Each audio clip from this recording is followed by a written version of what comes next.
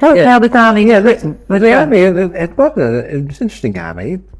And I think there'd be a lot of misconceptions about the army up in the Revolutionary Army, or this army, the People's Army, if they called, or the Republican Army. But we would have two officers. Of course, we had the what they called it was a commissar, and we had the military men. The commissar, in fact, was a representative of the men. In effect, he was. Namely, if the men didn't want him, he was no good, so he had to have the job. And he used to work in consultation with us. Well, we necessarily a communist? No. He was a broad army. There was a broad army, yeah. Well, we'd have, once a month we'd have a meeting, and they would elect a committee. The meeting was called Good and Welfare, and we would discuss in the Good and Welfare. They'd come along and they'd talk about the progress of the war. We'd actually discussed the strategy. We were told the strategy, what was going on. Namely, we had an army which would say people were told what was happening. We were doing this, we were, say, with Brunetti or whatever the offensive was, and the purposes of the offensive was understood by the chaps of the meeting. And then we discussed the operation of the unit. Particularly, of course, the topics you always discuss in the army are the question of food, and the cook, and so on. Well, this is always discussed, quite a bit of length, and then there are all the other questions of the actual operation of all the grievances that the person or the people had. They brought them up, and at certain stages, when chaps want to go home, that was discussed. And in fact, there's got to be a crisis. They put the name down, and people who want to go home put their name there, and sooner or later, to take a couple of weeks before it happened, they went home. It was a volunteer, completely volunteer. You couldn't be shot for deserting. No, you didn't know. They didn't actually desert. They wrote their names. No, but what I meant was, it was a completely. Once you were in, you still could volunteer. You could withdraw. You could withdraw. That's quite right. And did a lot of people withdraw? No, but this time there were 6 or 8 returned. And I've got to say another incident that happened when you mentioned about deserting. That there was another occasion when we happened to be stationed next to a anti-tank unit, and the bombers got onto us, like they were bombing us, and we got a very, very bad bombing, and there was a collapse of morale amongst a bunch of chaps who hopped into the truck, and drove straight for the border. Absolute panic after a very bad bombing. And of course they didn't make the border, but they were caught and they were imprisoned for desertion. I'm just saying that. So it was in some ways like an ordinary army, otherwise it had this very democratic base. What was the morale like? Well, the morale was very good. The International Brigade, when I say very good, the International Brigade never ever collapsed in morale. It always was strong. But as against that, there's certain physical factors always very important on this factor. Namely, if a person begins to get light on with food, or if starvation, actual food shortages operate, it makes a very rapid impact on morale, that does. And the same applies to all factors. Excessive fatigue, excessive exposure to an offensive, just assuming that you're in for more than 6 weeks. Under modern conditions of armaments, if you're in the front line for more than 6 weeks, there's dangers of a loss of morale, of course. I mean, morale, human beings can only stand so much. But during those factors, the International Brigade morale never fell, but they were rather, I suppose you'd have to say, speaking generally, you had people who were highly motivated against fascism. And the reason they were highly motivated, one reason was you had this rather high grouping of Jews in it who had very personal reasons for it. You got to remember that. And a lot of the other people in the International Brigade were exiles from Germany and Italy. So you had what it was all about. And knew what it was all about, yes. You had that stiffening. So, under those, given all the qualifications, I'd say it's a very unusual military group for saying Marat. Did you have political discussions Oh, yes, political discussion. regularly, sort of organised? Yes, organised and unorganised, yes. Oh, no, it's a political army. Are you cold when the jump up? And with this sort of, for instance, which we'll get to sort of when you were in action another time, I think. But now tell me, what about the Australians in this? Were there any other Australians with you? Well, I continued with one. Yes, St. St. Aaron. Now, St. Aaron, is he the man is he the Australian communist, the leader? He's not. No, Laurie Aaron's Laurie Aaron's father. Well, he would have been fairly old as well. This stage, about 31, 32. Wait on. 6 from 37. I was 31 years. Yeah. Sorry about that. And Sam was about 44. Oh, I see. Well, he wasn't such an old man. And he was a communist, that communist.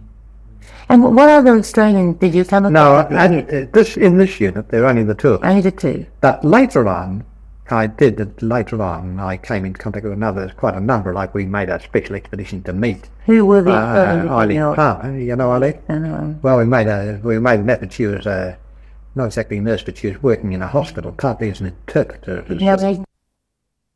Eileen was, but the other nurses... No, Eileen was, yes, Eileen was. Because the Palmer family were in Barcelona at the outbreak of the war. Were the whole Palmer family. That's Vance and Nettie, Helen... And Nettie. Oh, I don't know about Helen. And the children, yes. I think they all were, yes. Were they? I see. Well, anyway, what other Australians did you come across? Oh, then I did meet the whole group, Jack Franklin, and one who I had quite a bit to do with was a chap named Kevin Rabetti, and his father was the town clerk of the Brunswick City Council. And Kevin was brought up as a Catholic, and he had been, he was a sort of a child of the Depression, had wandered round on the track like all of them at the time, and he had sort of wandered to Spain, as I say, not with very definite political beliefs, but anti-fascist. Anti-fascist, yes, you'd say that. Well, the reason I mentioned Kevin, Kevin and I, we got a bit, like you do, friendly, we're together, and it was rather the tragic death he had, let's say, of course, typhus is endemic there in Spain, transmitted by the mice, and we see you all get very lousy in Spain, and it's this famous disease that's transmitted, and of course it's very deadly. And actually, Kevin, we were relying on palliatives next to one another, and I more or less saw him get it, and he died in 4 days. With typhus. Did many people die of typhus? Yes, at a high death rate from typhus. At that time, particularly because you couldn't have washing facilities. You didn't have any, for instance, insect powder? No. Were they short of medical supplies and things? Yeah, well, everything was short. The blockade was pretty stringent now. Did you get much from the Soviet Union? Were they able to help much? Well, what there was did come from the Soviet Union, but that didn't alter the fact that when you've got a country of quite a few million people, you can hardly supply it from outside. No. Hardly. No. Particularly when there's a blockade operating. And it'd be almost incredible to say, it's a bit difficult to get a picture of the shortage that operate. The shortage, for example, you drink out of cans. You didn't have cups, of course. You didn't like the cans from condensed milk cans, you understand what I mean? And your milk would be condensed milk if you did have it, you see. They say everything was very much improvised on that sort of... Did you have a uniform? Well, we did have a uniform at the beginning, but as time went on, even that. When I actually crossed the border, well, my shoes my feet were torn from on the road. I'm just saying my shoes were in a state of collapse. And when I was on the boat, I was walking in a pair of slippers. On the way home? Yes, on the way coming home, which was 6 weeks later after I got the board. My feet were still so bad, I still had to have my feet in slippers. I was saying that, that was the result of the sort of food, the shortage of equipment and clothing, I see. And what did your uniform look like? Oh, well, the first uniform we had was quite good. We started off with a proper military uniform where you had, we didn't wear trappies, but we had the long military trousers which you tied at the bottom. But they were warm, woolen, khaki-coloured military uniform and a hat, which was What sort of hat? a sort of beret. Oh, yeah, bit like the British. Yes, Black beret, I like the think. black beret, that's exactly Yeah, what we were. I see. Oh, that was, we started off with that. And what was the bag? What sort of bag did they have? What sort of insignia? Oh, I'll have to look. I'm sorry, I don't know. Insignia. Can't think of any insignia. You think they would have had a clenched fist or something and hammer, yeah, some sort of a I got revolutionary a sort of bag? of honour here somewhere, but I don't have any insignia. Yeah. What was that? You said you had a preference, right? That was before. And the other one, I got and some. I got a box full there of my Spanish relics, and there's a photograph there of some of the nurses.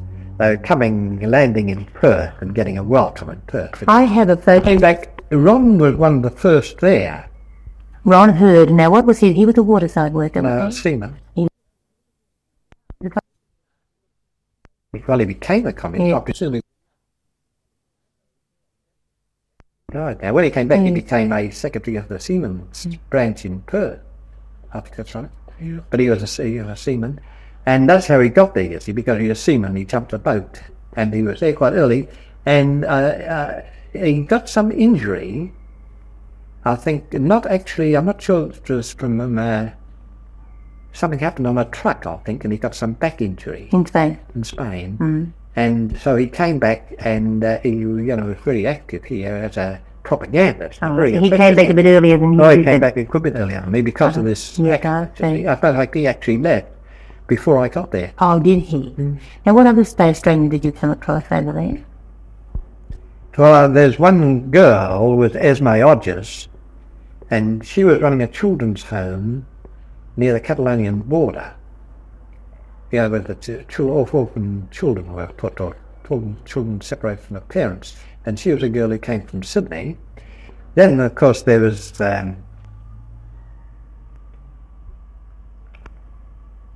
Cows. I'm going to see them. I met them. There's the two. They came to Spain. Bluey House. Louis, Howes, and Margaret. And his wife came too. Oh, I'm not sure. No, Bluey. I'm not sure about Margaret.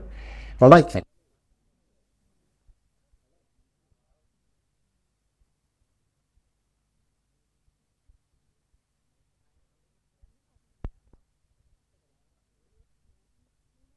They got a Right. now. I'm sorry. The names of these other groups. But actually, there were about 6 of us Yeah. who were camped all together at one stage. Were brought together, and then we were brought together to be evacuated from Spain because the League of Nations made a decision all foreign troops should be taken out. You see, but just while that stage was happening, I got an attack of yellow jaundice and had to go into hospital, and so they were evacuated and I was left there. And so I actually didn't leave till I crossed the border on the 31st of January 1939. And when was the war over? Well, the war, but in this time I was in Catalonia, you see, and at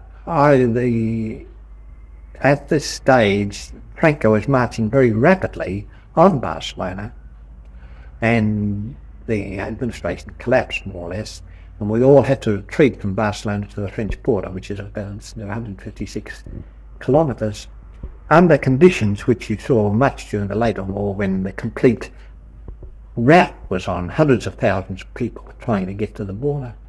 And that's Spanish people too? Yes, the Spanish too, like the trade unionists and the People who knew they'd be killed if they stayed behind. Did many of them get away?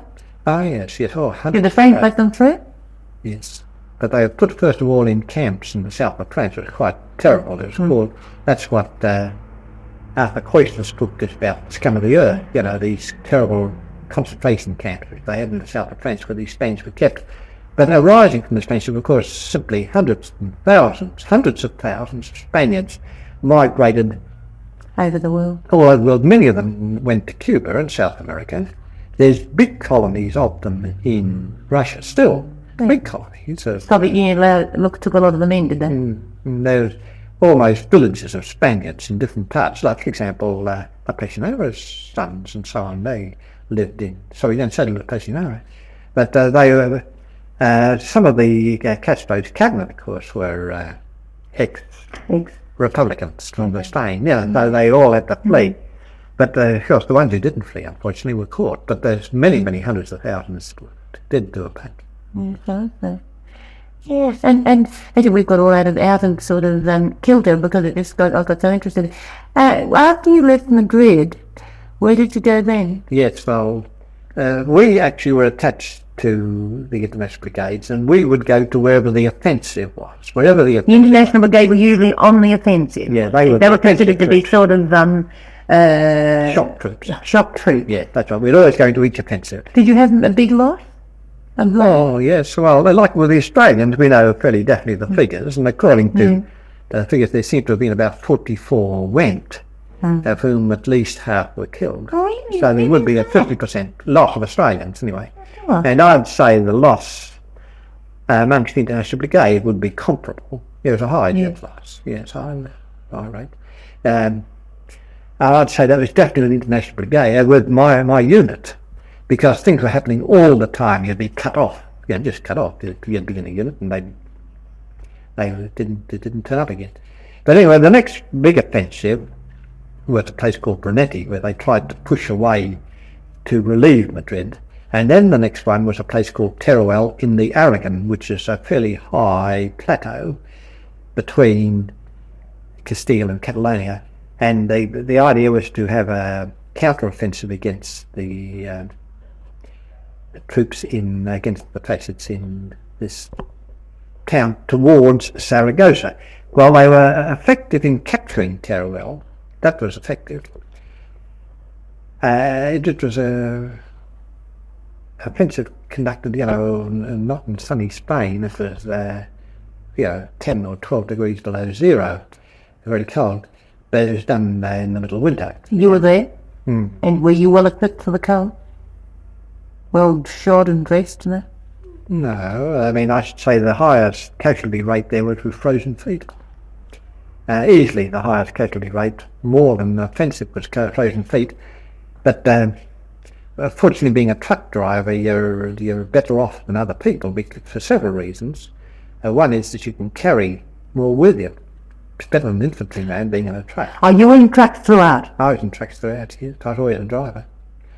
Except for one short time out with an artillery battery, but speaking generally, I was in this truck, you see, which always meant that I was better off than the others. You get the warmth of the engine.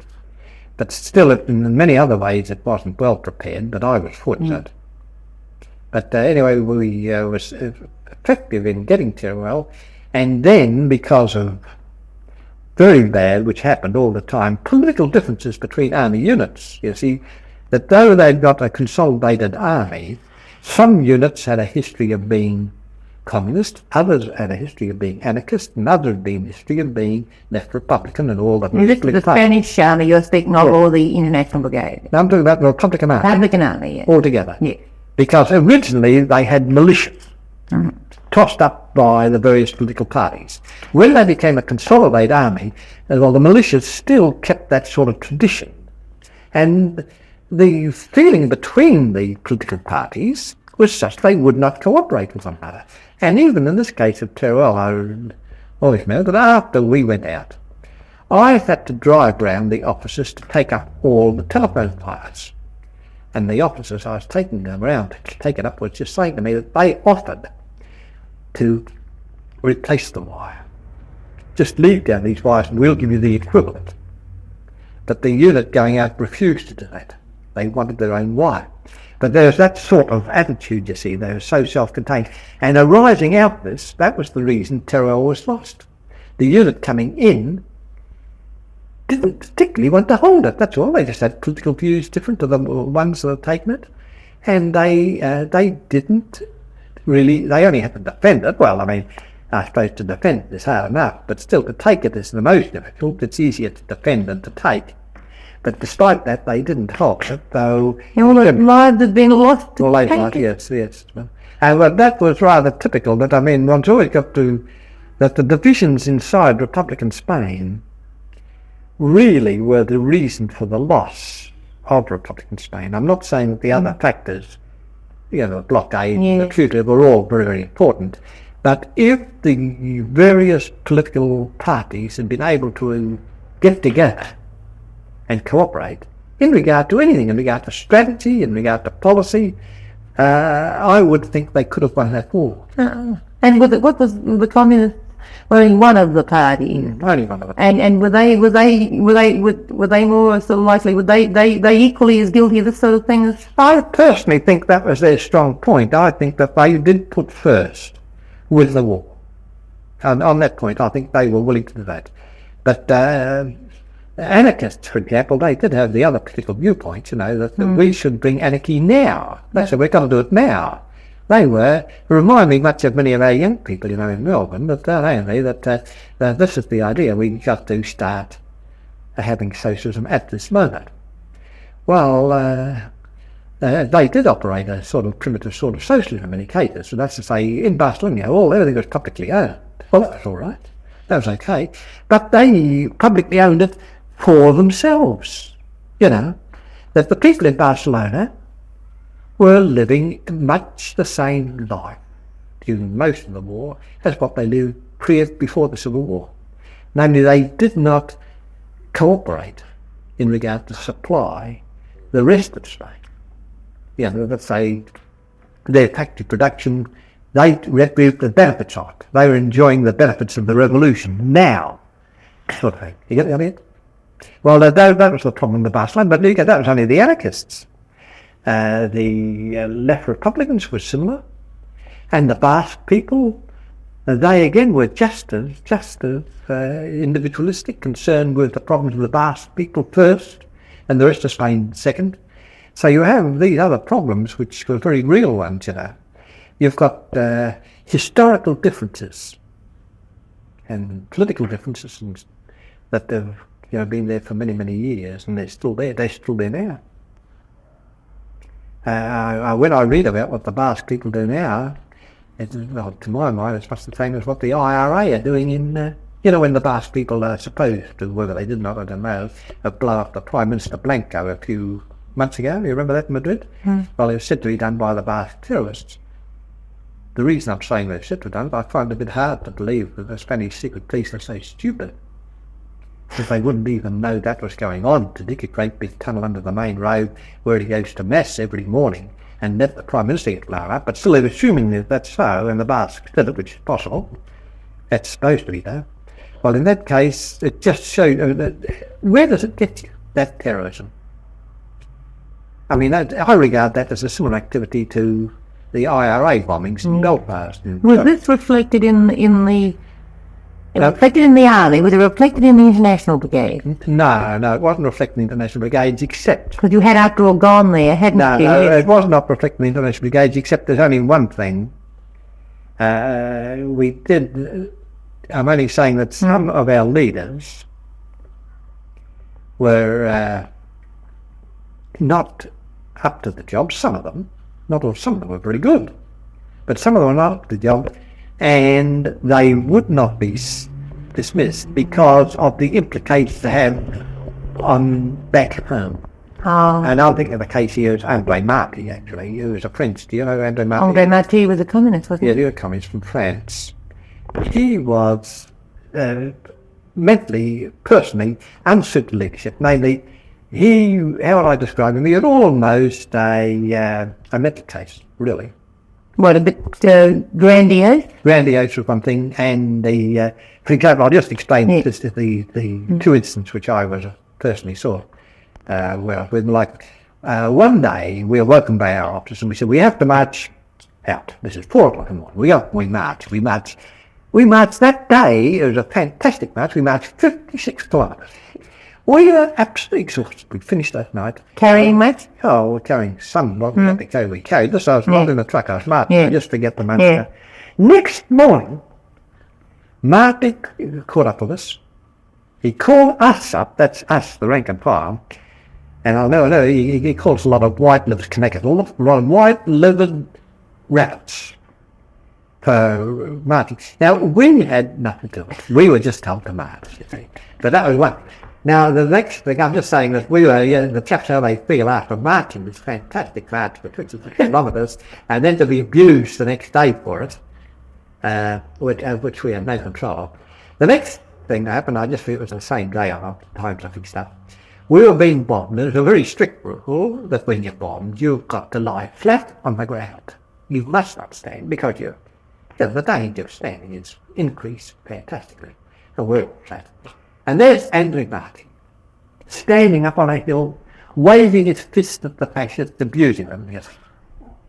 Well, it's such a stupid thing to do, particularly in front of us who have such strict orders that you've got to take cover in cases of bombing, and you see him doing these stupid things. But, you'd feel he was... really a bit over the hill? Yeah, a bit over the hill, yes. Quite unsuited to be. How did people get to the leadership of the International Brigade? Were you elected? Or? No, they were not. They were appointed, you see. They were appointed by, who appointed them? Probably the Communist Party might have appointed them in Spain, or I think many cases they came from the international communists with a high reputation. Military strategy, it was that political influence. That's right. That's exactly what happened. Wonder that 9/10 of you didn't get killed. See, some of them, like I believe Luigi Longo, who was the Italian, was really, his name was always, I understand, he was very good. But just the reputation seeks out. Who was your head bloke? Who was the brigadier or whatever you call them over there? Well, they were Spaniards, in fact, except named Modesto and Campesino and Lister were the commanders of the International Brigade. They were 3 Spaniards. But I'm talking about they were the top ones. They were the commandants. But I mean, our immediate, my own transport unit, we had an American was our leader, and he was an extremely, very, very good transport man, a very, very good transport man. Let's say he'd been a professional transport operator in America, and a very, very efficient, capable, one of these real American efficiency men who really knew how to do it. He was good, all right. Yes, I see. So you were a bit, there was a question of sort of luck, really. I mean, there wasn't professional military leadership right through. No. Though these particular Spaniards that I'm mentioning, they were military men. They were military men, yes. Yeah, they were right. They were good. Yes, okay. But I'm now talking about the sort of political direction of the International Brigade by people like Andrew Marty. Leave it there. Yeah. And just personally, I had a bit to do with Hemingway, Yeah. And was he a soldier or was he there a journalist? No, he was a journalist for the Associated American Press. But that's how I come to see a lot, because he'd come to us for news or tell us what's going on. And in his book, For Whom the Bell Tolls, he gives a description actually of Andrew Marty, which sort of corresponds with my picture of it. I only mentioned that, didn't I? Yes. I agree with Hemingway's picture. Yes, I think. Did he giving memory of the war? What was when people, what? Yes. I don't know that the Spanish people, as a people, are very likeable people. When a Spaniard meets another Spaniard, he always seems to be genuinely pleased to see him. There's a spontaneity and a sort of warmth in their relations one with the other. Like we Australians haven't got that. Like when we meet one another, we don't sort of have that sort of warmth and that rapid establishing of a rather close relationship. But I mean, many people say they have found that about the Spanish people, and I find that point. I mean, I know that's not outstanding. No, that's what the thing is. It's an interesting thing that you've got this, in one sense, a more backward people. You'd have to say that, I suppose. Technically, they're more backward. Their standard of living is nothing like ours. But in regard to social life, they seem to have a warmer social life one with another and meeting one another than we do here. We, I think, as Australians, are a bit cold to one another. Yeah, I think it's a great thing in the Spanish Civil War. Yeah, these marvelous songs they have. Well, that was it depends on the Germans were and the Italians were, and the British Brigade and a Welsh contingent that marched in front singing. So we had plenty of singers. If we went to the campaign, the Germans, they would be singing there, quite a bit, and those magnificent male voices the Germans seem to have, and they do sing so very well together, and without without any restriction. You know, they give it full volume without being coy about it. Yeah. No, they're good singers. The great songs. I mean, after all, the rebels had all the good songs. I mean, the government had all the good songs, and Franco had all the good guns. People say that about the Spanish Civil War, because you know these marvelous songs came out of the Spanish Civil War, didn't they? Things like Freiheit and Palmer. Yeah. Were those sort of songs sung commonly by the ranks? Did they go through the ranks? Yeah, they did. When you're marching, you sing them. Yes. Oh, yes, we had them, all right. Yes. And there's, of course, they were a bit. There's other songs like the Valley over Rama. But that's, of course, is a corruption of some other songs. Doesn't matter. They were. They were. And do you know those records, by the way? Have you ever had? We've got Bush, isn't it? yes, and there's supposed to have been. I don't know. In one of them, it's supposed to have, the electricity supposed to have been broken down under the bombing. You know, and there's something went wrong with the recording. But I haven't ever noticed the spot. There's unusual war in the sense that it got the support of all what you might call people on the wide left. So there's more literature about Spain than about practically any war. That's right. I mean, you can find, look at the books.